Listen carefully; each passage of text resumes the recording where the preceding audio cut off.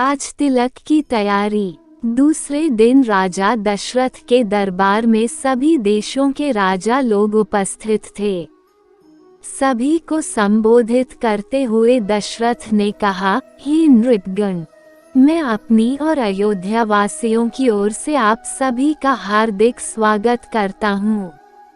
आपको ज्ञात ही है कि अयोध्या नगरी में अनेक पीढ़ियों से इक्ष्वाकु वंश का शासन चलता आ रहा है।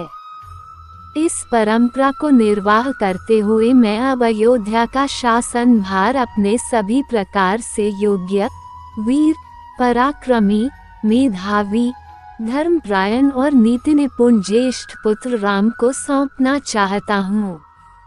अपने शासन काल में मैंने अपनी प्रजा को हर प्रकार से सुखी और संपन्न बनाने का प्रयास किया है।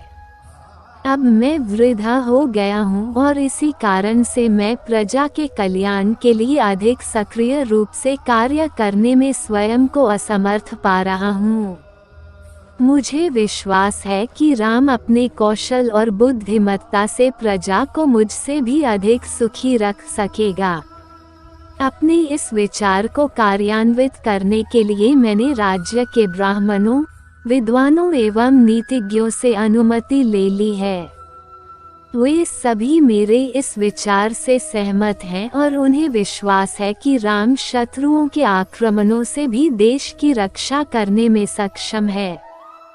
राम में राजत्व के सभी गुण विद्यमान हैं।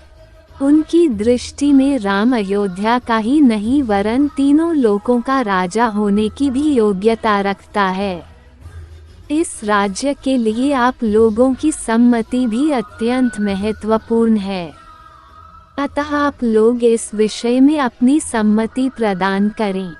महाराज दशरथ के इस प्रकार कहने पर वहां पर उपस्थित सभी राजाओं ने प्रसन्नतापूर्वक राम के राजतिलक के लिए अपनी सम्मति दे दी। राजा दशरथ ने कहा, आप लोगों की सम्मति पाकर मैं अत्यंत प्रसन्न हूँ, क्योंकि चैत्र मास जो सब मासों में श्रेष्ठ मधुमास कहलाता है, चल रहा है। कल ही राम के राजतिलक के उत्सव का आयोजन किया जाए। मैं मुनिश्रेष्ठ वशिष्ठ जी से प्रार्थना करता हूँ कि वे राम के राजतिलक की तैयारी का प्रबंध करें।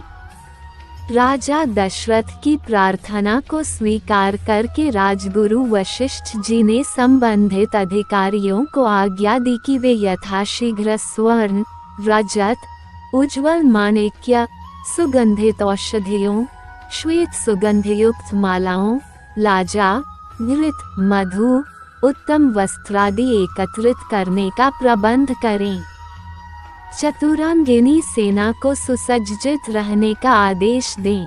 स्वर्ण हौदों से सजे हुए हाथियों, श्वेत चावरों, सूर्य का प्रतीक अंकित ध्वजाओं और परंपरा से चले आने वाले श्वेत निर्मल छत्र, स्वर्ण निर्मित 100 घोड़े, स्वर्ण मंडित सींगों वाले सांड, सिंह की अक्षुअन त्वचा आदि का शीघ्र प्रबंध करें। सुसज्जित वेदी का निर्माण करें। इस प्रकार अन्य और जितने भी आवश्यक निर्देश थे, उन्होंने संबंधित अधिकारियों को दे दिए। इसके पश्चात राजा दशरथ ने प्रधानमंत्री सुमंत से राम को शीघ्र लिवा लाने के लिए कहा। महाराज की आज्ञा के अनुसार सुमंत रामचंद्र जी को रथ में अपने साथ बिठा कर लिवा लाए। अत्यंत श्रद्धा के साथ राम ने पिता को प्रणाम किया और उपस्थित जनों का यथोचित अभिवादन किया। राजा दशरथ ने राम को अपने निकट बिठाया और मुस्कुराते हुए कहा, हे राम, तुम्हारे गुणों से समस्त प्रजाजन प्रसन्न है, इसलिए मैंने निश्चय किया है कि मैं कल तुम्हारा राजतिलक धर दूंगा। इस विषय में मैंने ब्राह्मणों, मंत्रियों, विद्वानों एवं समस्त राजा महाराजाओं की भी सम्मति प्राप्त कर लिया है। इस अवसर पर मैं तुम्हें अपने अनुभव से प्राप्त कुछ सीख देना चाहता हूँ। सबसे पहली बात तो यह है कि तुम कभी विनयशीलता का त्याग मत करना। इंद्रियों को सदा अपने वश में रखना। अपने मंत्रियों के हृदय में उठने वाले विचारों को प्रत्यक्ष रूप से जानने और समझने का प्रयास करना।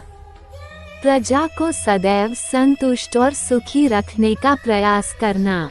यदि मेरी कही इन बातों का तुम अनुसरण करोगे तो तुम सब प्रकार की विपत्तियों से सुरक्षित रहोगे और लोकप्रियता अर्जित करते हुए निष्कंटक राजकाज चला सकोगे। ये सिद्धांत की बात है कि जो राजा अपनी प्रजा को प्रसन्न और सुखी रखने के लिए सदैव प्रयत्नशील रहता है, उसका संसार में कोई शत्रु नहीं होता। यदि कोई व्यक्ति स्वार्थवश उसका अनिष्ट करना भी चाहे तो भी वह अपने उद्देश्य में सफलता नहीं प्राप्त कर सकता, क्योंकि ऐसे राजा को अपनी प्रजा एवं मित्रों का हार्दिक समर्थन प्राप्त होता है। पिता से यह उपयोगी शिक्षा प्राप्त करके राम ने स्वयं को धन्य माना और उन्होंने अपने पिता को आश्वासन दिया कि वे अक्षरशः इन बातों का पालन करेंगे। दास दासियों ने राजा के मुख से राम का राज तिलक करने की बात सुनी तो वे प्रसन्नता से उछलते हुए महारानी कौशल्या के पास जाकर उन्हें ये शुभ संवाद सुनाया, जिसे सुनकर उनका रोम रोम पुलकित हो गया। इस शुभ समाचार के सुनाने वालों को उन्होंने बहुत सा स्वर्ण वस्त्राभूषण देकर मालामाल कर दिया।